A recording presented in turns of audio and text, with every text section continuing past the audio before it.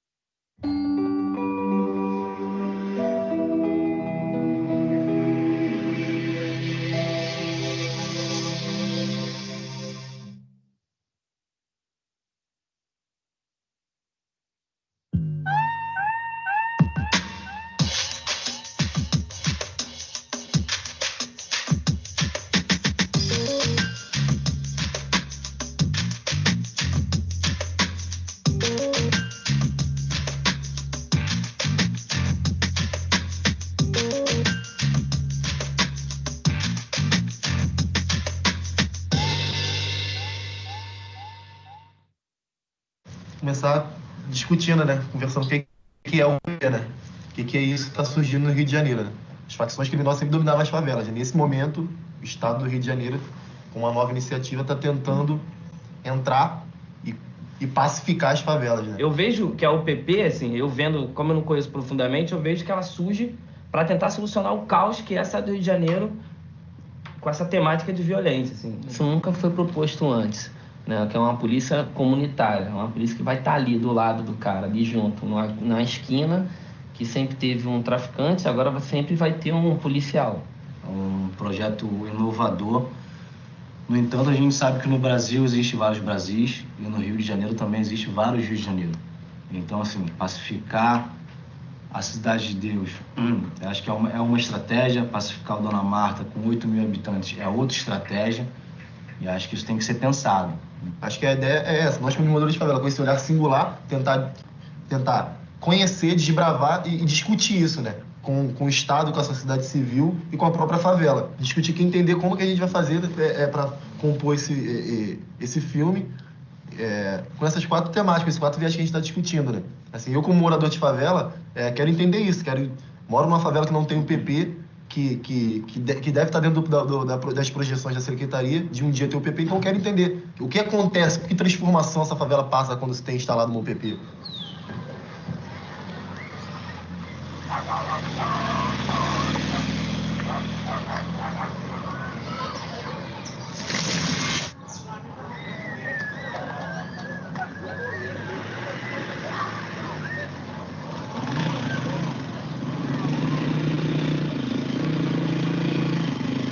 Essa parte aqui todinha é ocupada pelo tráfico, que é a parte alta do morro. Aqui é mais fechadinho, né? Entendeu? Aqui era a parte ocupada. Agora não, agora tá tudo dominado mesmo pela UPP. Tu vinha pra cá, tu tinha que ficar aí, daqui a pouco passando um traficante. Daqui a pouco teve até um fato meio... Foi feita uma festa de uma sobrinha minha aqui nesse local aqui mesmo. No meio da nossa festa teve um cara que ia morrer. Aí ele foi e passou aqui na frente da minha família, amarrado já. Aí levaram pra mata e executaram o rapaz. E era um trauma. Agora não, agora eu posso botar meus filhos aqui, ele vai ficar tranquilo. Isso aqui, ó, foi um tiro de fuzil e aqui tinha um que varou minha máquina de lavar. O rapaz morreu, o policial e o bandido ficavam ali, eles atravessaram pra cá, o policial tava naquela direção ali, aí deu o tiro. Aí aqui é o meu quartinho, tava com minhas crianças, sorte que não tinha ninguém em casa. Uma vez eu fiquei dali, eu tenho um pé sujo ali, fiquei olhando as traçantes passar, falei, ia lá bonitinho, tudo vermelhinho. E depois tinha caído uma bala dentro da barraca de uma amiga minha. Por Deus, caiu numa prateleira e furou uma lata de Nescau. E dias depois ela viu a menina comendo Nescau. Ele falou, tu furou a lata de Nescau? Eu disse, não, vó, não furei. A avó foi olhar, era a bala que tinha entrado na lata de Nescau. Hoje em dia a gente escuta um tiro, todo mundo já quer saber o que houve, porque antigamente era banal, hoje em dia não é mais. Quanto tempo a senhora mora aqui? 39, 40. Quando eu vim morar aqui, só tinha lama. Quer dizer, peguei todas as coisas boas, ruins. Eu falava assim, eu não tenho medo, eu conheço todos eles, eu vi eles crescer. Mas depois você descobre que você tinha muito medo, sim. Só que você escondia esse medo.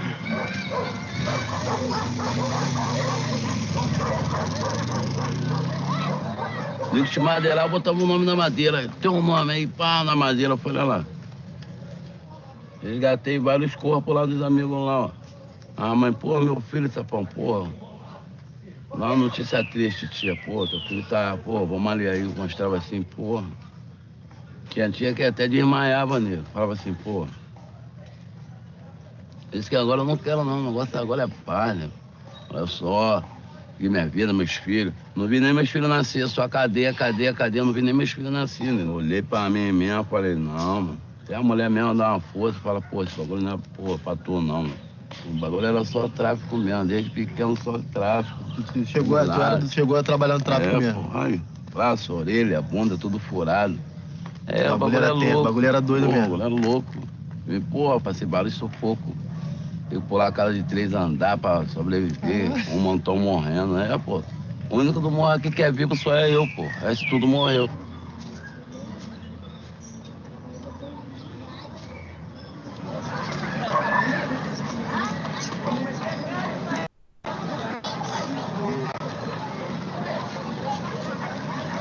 Eu nunca vi policiamento dentro de favela. Eu sempre vi intervenção, sempre via ocupação, mas eu nunca vi policiamento. A gente que mora em favela acaba acostumado a ver a polícia dessa maneira. Eu queria que você falasse agora da UPP, né? Eu já vi muitas ocupações, né? Então, essa não me assusta. O que eu acho que a UPP veio fazer nesse momento foi salvar as comunidades da própria polícia. Você tinha uma polícia que era uma polícia de extermínio. Até então não tinha Estado. Não tinha Estado. No papel, o que é o Estado? O Estado tem um monopólio da violência e um monte de coisa. Ele não tinha nada. Não dava educação, falha, saúde, falha e monopólio da violência não tinha, porque quem mandava era o tráfico. Agora ele está exercendo pela força que perdeu pela negligência, sacou? Agora, quebrar essa relação que tinha com a polícia, isso vai demorar. Isso vai conseguir com o tempo. Quando eles criaram a unidade de polícia pacificadora, se discutiu o seguinte, ela vai entrar e vai pacificar. Mais o quê? Esse pós que... vem com o quê? Vem polícia com polícia? Nós já temos. Tem que ter algo mais. Quando a polícia entra cursos profissionalizantes, entra a possibilidade do jovem de praticar esporte, porque a iniciativa privada também entra, porque não queria o nome associado ao tráfico, mas agora pode ter o nome dela associado ao governo. Começa a criar condições da comunidade viver dignamente. O que nós estamos fazendo aqui hoje é trazer a boa nova para vocês, de que além da UPP, né, que trouxe também uma qualidade de vida muito melhor para vocês aí, nós vamos estar trazendo água com constância todo dia na casa de vocês. Queria saber mais ou menos quanto tempo isso vai levar. Isso vai ser... Olha só, o tempo vai depender de como esteja o sistema aqui, porque como o sistema tem muita coisa informal do ponto de vista de SEDAI, ou seja, os moradores, para poder terem água, e isso é justo, não está aqui, não estou dizendo que está errado, é justo, puxaram canos para diversos locais. Então eu só posso saber quanto tempo vai demorar depois que eu fizer o levantamento inteiro do que existe para poder eu fazer. Então, mas você pode dizer, mas demorou muito, demorou 6 meses no máximo. A questão da tarifa social é um decreto-lei estadual. Esse decreto-lei, ele estabelece essa tarifa como definitiva ou isso é uma coisa que vem agora e depois começa a aumentar? Esse é definitivo, a gente implantou, acabou, está implantado, não vai mudar mais. Você, por exemplo, mora na cidade de hoje, eu quero montar aqui uma cooperativa de mototáxi. Você não pode fazer isso? Não, com o aval da Polícia Militar. que... Não, porque... Ao invés de chegar a explicar como fazer, do que explicar como fazer. Melhor proibir do que ter trabalho para adequar. Assim que começou, a UPP começou em dezembro, o batalhão de choque. E quem chegou primeiro foi o batalhão de choque. Chegou, veio mais ou menos a organização não, veio buscar a ditadura mesmo. É isso e pronto, eu quero isso. E a gente de jeitinho mostrou que todo mundo, quem permaneceu é trabalhador. Aí veio esse impasse da documentação. Resolvemos a documentação de tudo. Veio o segundo impasse, dividir em 2 turnos. Não muito agradável, acatamos. Botamos tudo bem. Agora veio essa de diminuir o número de motos. A gente precisa o quê? Num transporte urbano aqui na comunidade, um transporte pela prefeitura. Não tem. Então existia a Kombi, o ponto da Kombi que é ali do outro lado, que é um transporte na comunidade. Então a Kombi chega à meia-noite, ela não roda. Então quem trabalha depois de certo horário tem que subir essa ladeira toda a pé. Parte do morro também ela não vai. E algumas partes de alguns locais que só a moto chega. Então o que acontece? A gente está suprindo a necessidade da comunidade. Entrou na favela, beleza, o cara tem uma lan house, então ele não é mais legal, ele vai ter que fechar a lan house dele. Então como o governo vai dar um serviço para que as pessoas que são irregulares se regularizarem? Vai dar esse suporte. Eu já até inventei o nome. Posto legal. Tá lá. Tem um monte de cabinezinha. O cara chega lá, senta. Então, porque eu tenho uma lan house, são 10 computadores. Eu pegava a internet do maluco que distribuía aí. Como é que eu faço aí agora? Tá aqui, você vai preencher esse documento aqui, vai em tal lugar, vai tirar a chance disso, vai regular o documento. Deixa eu terminar. E você vai pagar o valor X. Pô, não tem esse valor X. Eu só tenho o valor 1/3 de X.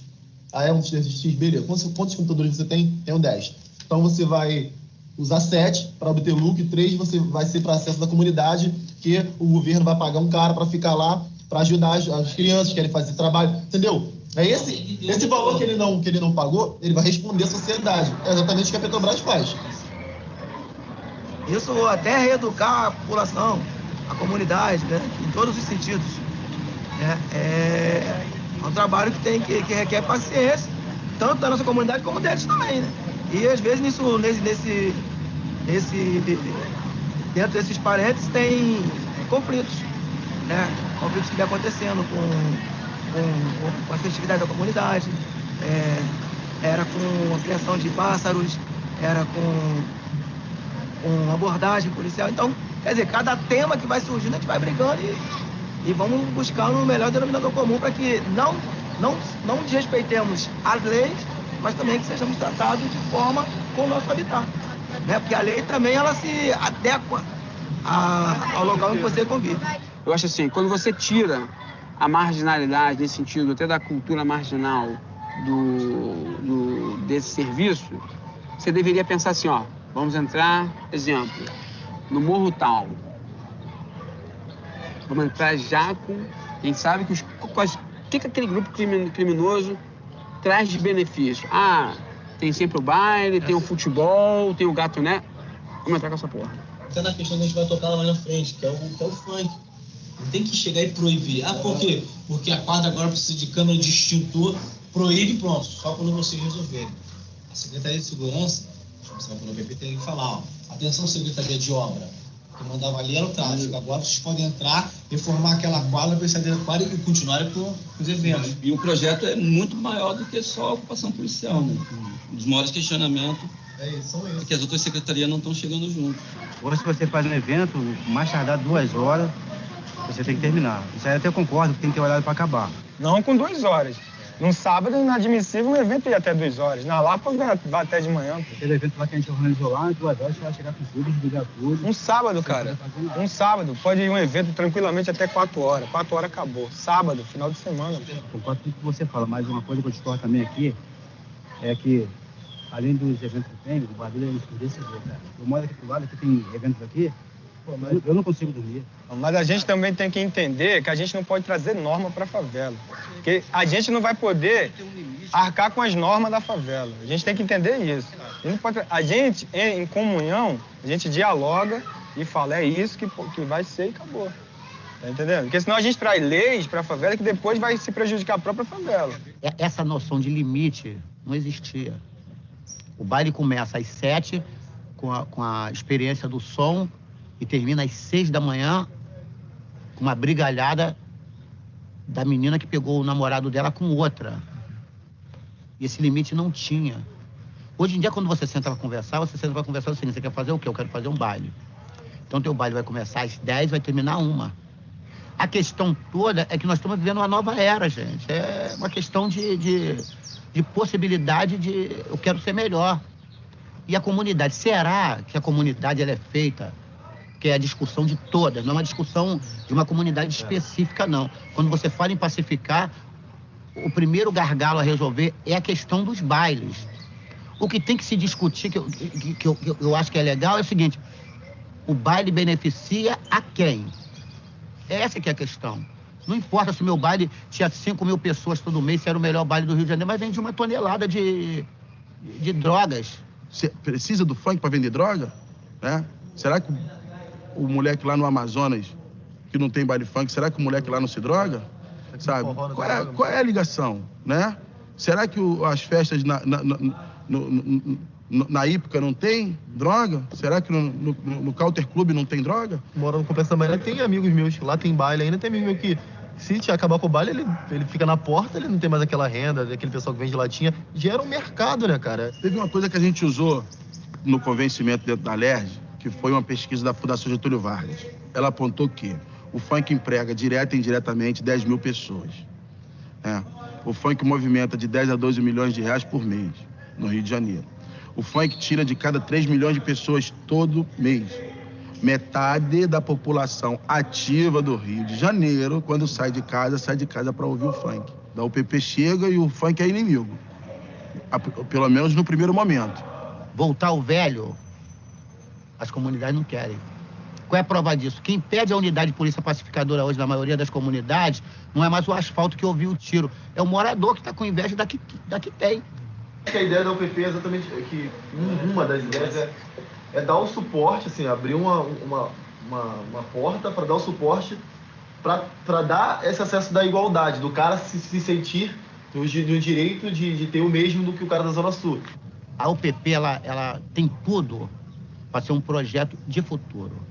Porque quando eu vejo um policial hoje soltando pipa com uma criança, jogando bola de gude, jogando bola, quando eu vejo os policiais da UPP, no momento de lazer dele, fazendo um joguinho de futebol UPP com gente da comunidade, eu começo a enxergar que isso é muito maior do que a gente imagina.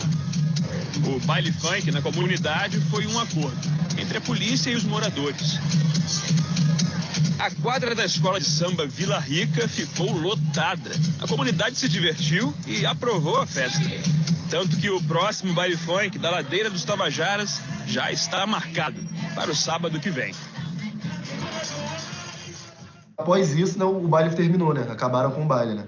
E acho que isso não pode acontecer, né? Acho que tem que se discutir se houve falhas, se houve erros. O baile hoje é cultura e é algo que o morador de favela quer, né? O baile não pode ser caso de polícia, né?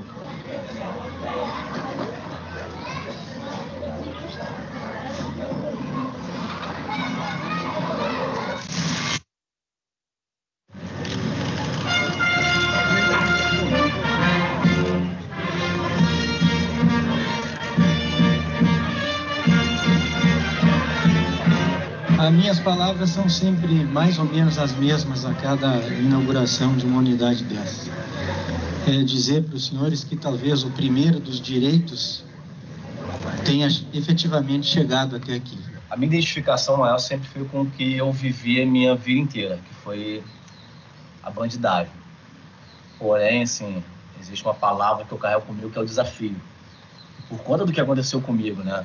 Um dia antes de ir para Cante, que eu moro na Cidade de Deus, onde tem um PP e sofri constrangimento por um policial de lá. Quando eu recebi essa proposta, eu falei, opa, tem um desafio aqui. Rodrigo Felha, de 30 anos, ia para uma festa na casa de amigos dentro da favela quando foi abordado pelo policial. Segundo Rodrigo, o homem identificado como Soldado Rocha pediu para revistá-lo. Depois, baixou as calças dele, alegando que fazia parte do trabalho. Rodrigo contou ainda que na delegacia da Taquara havia outros 5 PMs esperando por ele e que o inspetor de polícia teria se negado a fazer a ocorrência. O registro só teria sido feito depois da insistência de amigos. O responsável pela UPP da Cidade de Deus, capitão José Luiz de Medeiros, disse que vai pedir uma apuração do caso. Aqui no Cefap a gente está formando recruta em 6 meses. As pessoas pensam assim, pô, o policial militar ele não é preparado, mas ele é preparado. Ele é treinado na prática e ele é treinado na teoria. Ele tem várias disciplinas, em torno de 30 a 32 disciplinas. Força! Civil vibração! Exemplo de policial, o melhor da guarnição! Sempre tive medo de passar perto da polícia, hoje estou aqui onde os caras são treinados, velho. Então, assim, pra mim é uma experiência muito louca. Ok, coloque a arma em segurança. O que a gente está procurando fazer Todos com os policiais? É formá-los na academia. Em linha. A gente Posição de incluiu caçador. no currículo da academia polícia comunitária, porque antes, se você quisesse fazer polícia comunitária, tinha que fazer um curso fora do currículo. Então a gente incluiu isso no currículo. O policial se formou, ele vai para o UPP. Ele não vai para a rua, não vai para um apatamo, não vai para um PO, ele vai para o UPP. Por quê? Para ele procurar ir sem vício. A minha vontade era integrar essa comunidade de segurança pública e principalmente aproveitar essa oportunidade de estar na corporação no momento que a polícia vive esse momento de polícia pacificadora, polícia comunitária. Foram abertas muitas vagas para as mulheres e não só eu, como todas as meninas que estão aqui têm essa mesma pretensão, mudar um pouco essa visão da polícia. Acho que a polícia é truculenta, a polícia também tem cérebro e tem sensibilidade. Não esquente a cabeça tentando entender. Não esquente a cabeça tentando entender. O que tanta mulher na polícia quer fazer? O que tanta mulher na polícia quer fazer? Estamos aqui com o mesmo ideal. Estamos aqui com o mesmo ideal. Quando nós entramos, nós cantamos canções militares para o deslocamento dentro do quartel. E aí criei uma canção que fala sobre essa visão de polícia pacificadora, esse trabalho de PP. Seja não PP, no PP tu ainda não sei. Seja não PP, no PP tu ainda não sei. Serei policial e farei cumprir a lei. Serei policial e farei cumprir a lei. Segurança pública em tudo. Primeira pergunta que eu faço, alguém sabe o que é segurança pública? Manter a ordem da cidade, né? Manter as leis, né? Proteger as pessoas. Garantir seus direitos e deveres. Se uma pessoa for assaltada, eu vou proteger. E se precisar de matar o assaltante, eu vou matar. Porque eu vou proteger aquela que está certo dentro das leis. Ele está sendo está à margem da lei. Mas aí eu te pergunto, onde está escrito isso? Abordagem do cidadão. A abordagem por si só é constrangedora. Quanto mais legítima uma polícia, menos força eu preciso fazer, menos controle. Agora, para isso, a gente precisa limpar esses canais de diálogo. Eu tenho que convencer meus policiais, eu tenho que explicar os benefícios que é uma participação. Eu acho que a sociedade se afastou da polícia e a polícia se afastou da sociedade não foi em vão. Isso são anos, né, que as coisas estão assim. E, como eu te disse, nós também não vamos acertar e não vai dar certo em tudo. A questão da abordagem da revista, eu sou muito favorável. Eu não vejo problema nenhum em revistar as pessoas, né? Vamos ver agora, lógico, tem que ver como que isso foi feito, por que isso foi feito. Porque talvez eu acho que as pessoas que viviam nessas comunidades estavam sujeitas a cenas muito mais constrangedoras do que uma revista policial. Essa relação de proximidade do policial com o morador eu acho super importante para quebrar estigma, tanto do morador com o policial, quanto dele com o morador. Porque o policial, ele vê o morador como um adversário, vê como inimigo. Todo morador, ele vê como inimigo. Isso é fato. Isso daqui não precisa nem um antropólogo chegar aqui e mostrar dado, não. Todo mundo sabe. E vice-versa. E o morador também não vê bem o policial, entendeu? Na minha visão, o morador, na visão do policial também, eles não têm que ter a ideia de que tem que ser amigo um do outro, na boa. Claro. Tipo assim, tinha um policial lá nos apartamentos que não falava com ninguém, tranquilão. Olha só, já falei dele já falei uma coisa boa dele, tranquilão. Então, assim, não precisa ter aquela coisa de beber água, porque essa coisa que você tá falando é importante mesmo, do cara estar todo dia. Porque eu sei que ele é tranquilo, mesmo sem falar com ele. E ele está com o tranquilo, pô, o cara dele todo dia, eu sei que ele não vende droga, eu sei que ele não faz nada. É uma relação amistosa que vai quebrar um estigma, cara. Não, tem que ter, mano. Mas basta essa coisa de, meu irmão, de dar copo d'água, Cidade de Deus, não vai rolar. Não vai rolar. Eu não estou propondo a água, velho. Eu sei. Estou propondo a quebra e uma outra relação, tanto dele com o morador quanto do morador para ele. Para eu me aproximar, tirar o direito de ir e vir de uma pessoa, tirar ela do seu direito de locomoção, eu, claro, tenho que ter uma motivação. E o que nós chamamos essa motivação é de fundada suspeita. Aconteceu que tinha uma conhecida minha no carro dirigindo e tinha o filho dela e mais 2 amigos atrás. Então o policial parou o carro deles com suspeita de que eles estavam sequestrando ela. Eu posso suspeitar de qualquer um, não é isso? Qualquer coisa. Mas para eu chegar a essa pessoa que está transitando, que eu suspeito dele, eu tenho que ter uma fundamentação, eu tenho que ter uma evidência. A nossa fome por um novo modelo de segurança é tão grande, o nosso quadro é tão grave, que há ainda expectativas irreais em cima das UTPs. Então tem pessoas dizendo, não, mas tem várias denúncias contra policiais das UTPs. Mas alguém poderia imaginar que, dadas o tipo de relação entre comunidades carentes de polícias durante muitos anos, de um dia para outro não ia ter nenhuma denúncia contra as UTPs, nenhum caso de desvio? É preciso produzir processos artificiais de aproximação. E se você não produzir esse processo de artificial de aproximação, quer dizer, eu sei que a aproximação não vem naturalmente. Ela não vem, não é um negócio que você fale, deixa os caras aí, daqui a um ano eles estão se abraçando, estão os dois juntos e tal. Não é assim. Para algumas situações, para alguns tipos de policial, para alguns moradores, é preciso ter aquele momento em que você tem que ter alguma situação que os aproxime. Nesse momento, nós temos um pelotão com 40 homens. Aí a gente divide provavelmente em 4 equipes com 10, ou algo em torno com 8, 9, 10 homens, e aí executa todos os exercícios aqui dentro da cidadela. As missões, elas já são passadas previamente, tem um briefing que é feito pelo instrutor, aí passa um objetivo proposto aqui dentro da cidadela. Eles vão tomando as medidas possíveis dentro da tática, das condutas, dentro do que foi aprendido, para poder progredir nesse terreno aqui, que é o que mais próximo a gente tem de uma favela, de uma comunidade. A equipe não pode desconsiderar nada dentro da favela. Um cobrindo o outro, se tem 5 becos, é um policial em cada beco. Se tem janela, tem que estar visualizando janela. O meio da patrulha tem que estar preocupado sempre em olhar as lajes. Então não pode ignorar nada dentro da favela. Você, aponta a rampa lá. Isso, agacha. Isso, já vai. Havia uma cultura antigamente, né, da favela com relação à presença policial. Até então, né, a presença policial ela se dava de maneira pontual. Ocorria a incursão, que tem que ocorrer, o trabalho policial, mas se dava o trabalho e saía a guarnição, ela ia embora. Agora não, a tendência hoje da segurança pública é a aplicação dessa política de UPPs, né, fazer com que o policial esteja próximo na comunidade. Vendo isso aqui, parece que os policiais vão sair daqui e vai ser tudo maravilhoso. Essa é a impressão que dá. Mas só de quem tá de dentro, não é isso, sabe?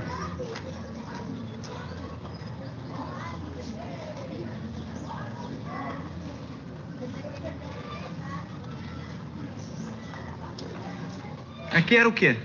Lajão. Aqui é o Lajão. Aqui era uns pontos de observação aí dos antigos traficantes aí. Aqui ficavam alguns atiradores na época do tráfico. Até tem as escritas na parede aí, testa fura presa. Aqui eles têm uma ampla visão lá da área de lá de baixo. Conseguiam com um fuzil daqui tentar acertar a viatura que prosseguia aqui pela via aqui. Ficam os 2 policiais aqui plantados aqui, nesse ponto aí para proibir qualquer entrada de meliante aí. A população está aceitando bem os policiais aqui da UPP. Um ou outros que ainda não aceitam, mas com certeza eles vão aceitar. Isso é uma cartilha popular sobre a abordagem policial do Santa Marta. Mas ela agora está tendo uma nova roupagem que ela vai ser distribuída em todas as favelas do Rio de Janeiro. Essa cartilha é bem interessante que a polícia tinha que agradecer. Já que os moradores se uniram e fez essa cartilha, pô, legal, porque ele vai saber dos direitos e deveres. Isso aqui não é para afrontar a polícia, é para garantir direito do morador. Se o cara hoje quer ser um policial íntegro, o caminho é esse, né? O PP. Mas se o cara não tá afim, ele tem que sair fora agora. Assim como o traficante vai descobrir que não é boa para ele, o policial também vai descobrir, ó, me transfere, porque eu gosto de violência e lá a coisa tá muito convento para mim, entendeu? Eu quero uma coisa mais agressiva, entendeu? Eu quero ir para Beirute, eu quero para a faixa de Gaza. Como que foi esse choque de hábito, de mudança de hábito? Existiu, foi forte? O processo é lento, né? Eu considero que o processo ele ainda está acontecendo. Realmente o choque de cultura, né? Aquela cultura anteriormente, uns podiam tudo, outros não podiam nada, né? A polícia ela chega como forma de mediar a situação, agir dentro da legalidade, mas não esquecendo, como você citou, de que a população ela tem as necessidades. Só para ter uma ideia, quando nós chegamos no Batã, nenhuma linha de ônibus passava no Batã, em virtude dos constantes assaltos, do tráfico de drogas. Não tinha linha que passava no Batã. Como é que eu vou proibir que a Kombi entre aqui? Não se tinha essa inserção de cidadania dentro das comunidades. Essa é uma ideia que está vindo de 2 anos, 1 ano e meio para cá, os UPPs de fato, né? Estou falando como polícia, tá bom? Como a parte da polícia militar. Então, não se tinha. Então, as pessoas, elas têm que criar um sistema de vida.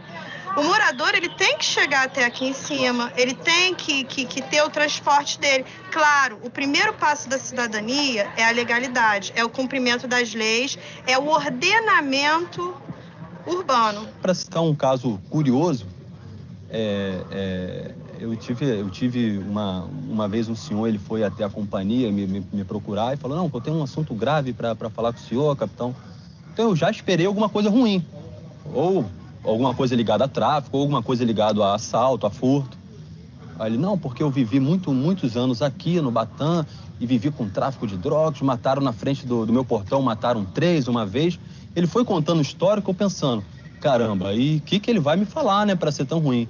Ele, pô, capitão, eu quero falar que tá acontecendo um fato que tá tirando o meu juízo e tudo mais. As crianças passam no meu portão e tocam a campainha todo minuto. Aí, quando ele falou isso, eu relaxei, né? Porque vocês devem estar estranhando tanto PM aqui e sem um tiroteio. Talvez seja a primeira vez que a Formiga veja policiais militares fardados sem tiroteio. E essa é a mudança, não é verdade? Essa é a mudança. Sempre tem que haver a participação. Esse é o princípio base da polícia de pacificação, da polícia de cidadania. E a comunidade da Formiga, eu acho que pelo trabalho que eu tive antes do Capitão Amaral, tá me recebendo de uma maneira esplêndida. E não tenho nada de dizer. Do meu primeiro dia ao dia de hoje, só tenho elogios. Me ajudaram junto com o Comando de Polícia Pacificadora, nos retoques finais, pode-se dizer assim, da instalação do prédio. Aquela coisa de empréstimo à escada, aquele entrosamento, né? Aquela coisa de vizinho, teve. E eu tô gostando disso, eu tô achando, desculpa aí, gente, falar um barato, viu? Tô achando muito legal.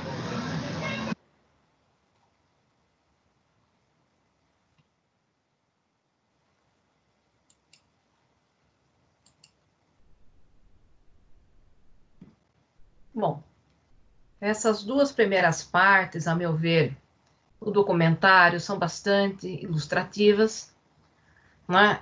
Evidentemente, nós temos notícias mais recentes de que o projeto como um todo parece não ter dado muito certo, né? Mas se nós compararmos, né, ideias gerais que aparecem aqui com o outro documentário que eu considero brilhante, Notícias de uma Guerra Particular, nós vemos de uma maneira interessante que eles justamente vão mostrar, né, caminhos distintos. Não é? O ponto de partida sempre é o documentário Notícias de uma Guerra Particular, que nos mostrou muito bem, né, do ponto de vista do Kelsen, né, a inexistência própria do que a gente pode chamar de sentido objetivo das normas, né? O que nós percebemos no documentário é a ausência completa de Estado, né? e que mesmo o BOP, nas supostas intervenções, sempre, né, atuava de maneira a impor normas somente com sentido subjetivo, né? Porque elas iriam contra o próprio regramento normativo jurídico. Né? Do ponto de vista pragmático, nós vimos, né, no documentário Notícias de uma Guerra Particular, a ausência do que a gente chama, né, do conceito de autoridade jurídica, né, traduzido na ideia de metacomplementaridade. Né? O que nós observamos no documentário justamente é grupos, né, do tráfico e a própria polícia, a própria intervenção do BOP, né, tentando estabelecer relações complementares, né, que no sentido kelseniano, né, se equivalem ao sentido subjetivo das normas. Né? Então, naquele contexto, não há que se falar, no sentido que nós estamos estudando agora, na existência de um ordenamento nos mesmos moldes, né, que vão ser fixados a partir, né, da consolidação do Estado moderno. Não há que se falar, né, da construção de uma burocracia organizada. Né? O que nós observamos, sim, existem regramentos, né, mas que não têm, por assim dizer, um grau de organização, né, não chegam a formar um sistema, né, com grau de complexidade que acompanha, né, a formação dos sistemas jurídicos, né, oficiais. Né? Então, na leitura do documentário Notícias de uma Guerra Particular, nós temos, digamos assim, eventualmente uma justaposição de normas, né, que teriam, na visão do Kelsen, um sentido meramente subjetivo e que, na visão pragmática, estabeleceriam relações de mando-obediência mais complementares, né, que não chegariam a formar, né, relações metacomplementares, porque o próprio tráfico de drogas também está em disputa. Então, não há que se falar numa ordem normativa do tráfico, né? Por isso que nós resistimos e insistimos para não usar essa expressão Estado paralelo, né? Porque a ideia de Estado vai nos remeter a esse modelo formal complexo, burocrático, né? A palavra Estado aí, se ela é empregada, deve ser no sentido apenas metafórico, né? Não há que se falar em ordem, né? Com toda essa complexidade burocrática que nós vemos hoje. Né? Mas o interessante desse documentário não é necessariamente o certo otimismo que ele deposita, né, na criação dessas UPPs, é o que me interessa nesse documentário. Para reflexão dos nossos estudos, é justamente a tentativa de, nesse espaço, né, de vazio do Estado, né, uma tentativa bastante ousada de construção, em primeiro lugar, né, do sentido objetivo das normas, né, na perspectiva do Kelsen, né, e também na perspectiva pragmática, que a gente vai retomar nas próximas aulas, né, de construção de uma meta-complementariedade. Né? Então, a primeira parte eu considero muito interessante, porque, de fato, essas comunidades têm regramentos, né? Mesmo que, eventualmente, elas não cheguem, né, a formar, por assim dizer, uma estrutura, mesmo que ela tenha apenas repertório e uma estrutura um pouco mais elementar, que não chega, né, a construir um sistema, elas efetivamente regulam a vida nesses espaços. Né? Então, é interessante toda a discussão que deve ser feita, né, inclusive com os moradores, mostrando, né, eventuais vantagens e desvantagens, né, da objetivação, né, de algumas regras, né, ou da construção da meta-complementariedade. Né, porque todas essas regras que regulam os comportamentos, desde a água, desde a internet, né, o transporte, a questão do baile funk, né, tem esse regramento, mas, como nós já desenvolvemos na aula anterior, sem que nós possamos identificar estruturas bem delimitadas e demarcadas. né? Então, no momento em que se tenta, né, transformar essas regras em regras objetivas, e se tenta, né, mesmo que em esboço, conceber, então, um ordenamento jurídico que vem acompanhar, né, esse novo modelo de atuação do Estado através de mudanças na própria polícia, nós temos que escolher qual dessas regras passarão a ter o sentido objetivo, qual dessas regras poderão integrar essa nova ordem, esse novo ordenamento jurídico que se constrói. Né? Então, é muito interessante a discussão sobre o baile do funk, né? Se o baile de funk deve permanecer livre, né? Se ele não deve ter hora para terminar, ou se ele deve ter um horário mais restrito. Né? Sobre a questão, né, do mototáxi, né? Qual o alcance do mototáxi? Ele deve ser, digamos assim, aberto ou ele deve ser restrito? Né? E, principalmente, ganha muito interesse a ideia de que a própria polícia tem que construir dentro da sua própria atuação pragmática, eu diria, né? Tem que construir, agora retomando um pouco o terço, a sua autoridade meta-complementar, né? Porque essas intervenções que normalmente, né, são feitas pelo BOP são ligadas àquilo que o documentário anterior, né, chama de guerra particular, né? E essa guerra particular não constrói, por assim dizer, né, uma relação de autoridade sujeito-meta complementar, não dá às normas, né, o seu sentido objetivo. Ou seja, para que elas tenham o sentido objetivo, elas precisam fazer parte de um outro conjunto normativo. Né? Só uma norma confere validade à outra. Né? E essas normas não estão postas de maneira desorganizada, mas elas devem ter, né, padrões de estrutura, né? Esse repertório normativo deve ter um padrão de estrutura bastante delimitado. Né? Então, ganha destaque o fato de que a própria atuação da polícia ela não pode ser relacionada a vícios. Né? Nós devemos contar com uma nova polícia, com recém-ingressantes. Nós vemos aulas, né? Determinando ou ensinando aquilo que já deveria ser conhecido, né? Que é a atuação da polícia na segurança dentro dos limites da lei, ou seja, garantindo a construção desse sentido objetivo, né? Porque a polícia, nessa leitura de violência, de atuação à margem da lei, ela representa, né, naqueles espaços também, né, uma atuação que se dá através de normas que só teriam o sentido subjetivo. Né? Então, é bastante interessante a importância da polícia feminina, né, ganha destaque, né? E nós temos que retomar, e aí nós lembramos da temática que desenvolvemos na última temática do semestre anterior, nós temos que pensar num sentido, né, razoável da violência, né? Porque a polícia pacificadora, ela depende também dessa integração, né, entre a autoridade da norma, entre o consenso social e os valores, né?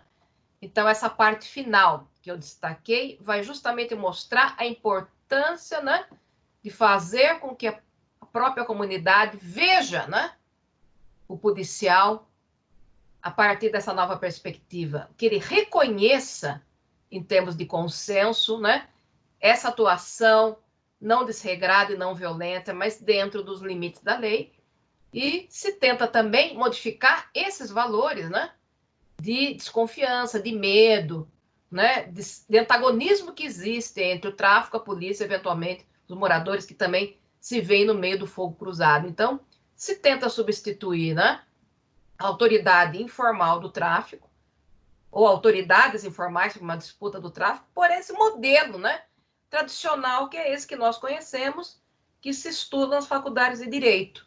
Mas eu considero uma empreitada bastante ousada, né? Há um certo grau de otimismo, né, no documentário. A parte final vai mostrar mais as perspectivas, né, daqueles que sempre estiveram envolvidos com o tráfico, então é bastante interessante, mas, a meu ver, mesmo que não tenha havido muito sucesso, né, o fato de nós termos alguma vez pensado nessa possibilidade, né, de construção de um modelo, nos remete a uma discussão filosófica interessante, não é? Porque, de fato, a situação a que está submetida, né, essas comunidades é uma situação de abuso, né, mesmo que o tráfico, obviamente, ele traga benefícios, né, foi uma ideia, a meu ver, interessante, mas segundo, né, do nosso conhecimento, parece que o tráfico acabou retomando alguns desses espaços, né,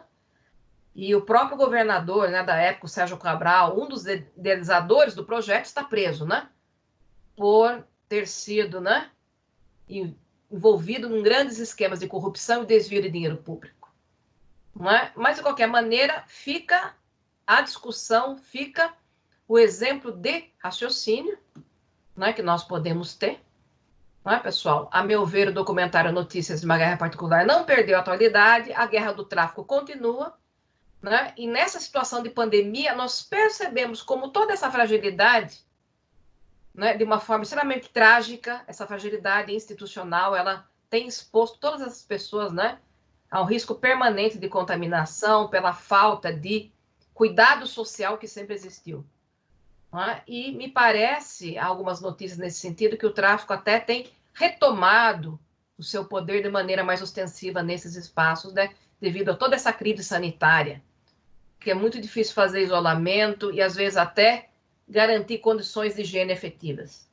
Bom, então, era essa a nossa intenção de potencializar o nosso raciocínio.